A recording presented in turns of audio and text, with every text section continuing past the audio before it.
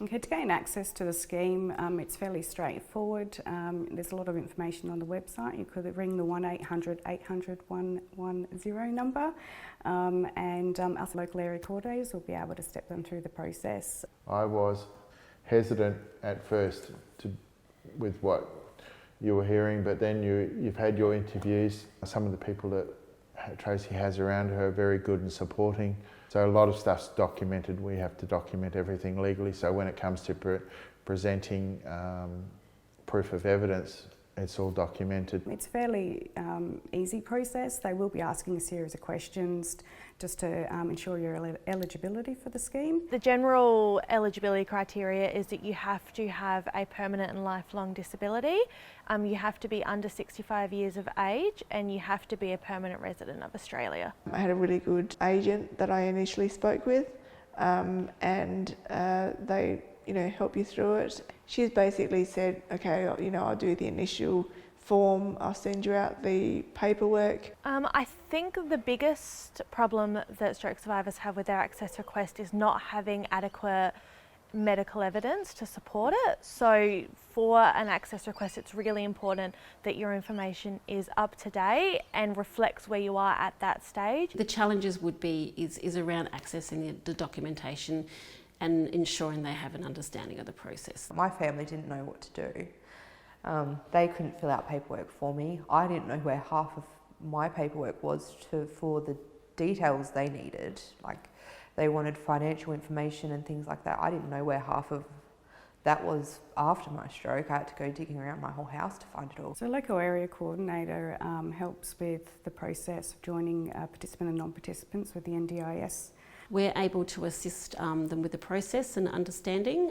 We don't complete the process for them, but we can stand alongside of them to assist them to make sure that the journey is as easy as possible for them. With an access request, I always kind of say, let's pull from wherever you've been, so whatever hospitals they've been through after their stroke or any incident that led to the disability. I say, let's go back to those hospitals, let's gather those medical records, and an advocate can assist you with gathering that evidence if you don't have the capacity to do it yourself. And also going to your treating professionals, so any physios or therapists that you're seeing at the time can write really beneficial reports to support the access request.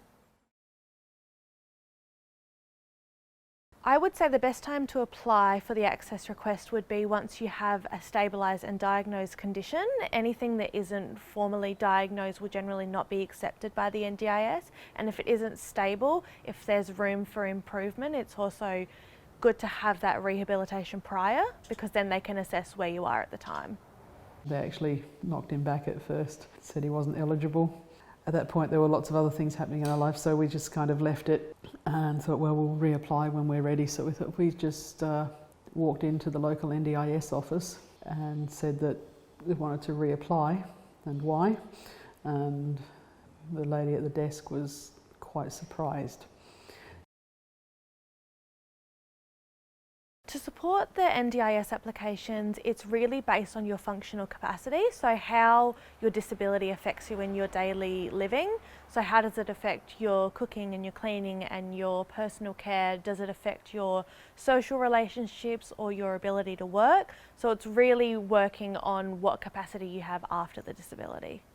I mean, everyone's different. There's no two disabilities or no two stroke survivors that are going to need exactly the same thing in their life. It's based on their goals, and it's based on their functional impact that the stroke has had on them. So, we need to make sure we get that right.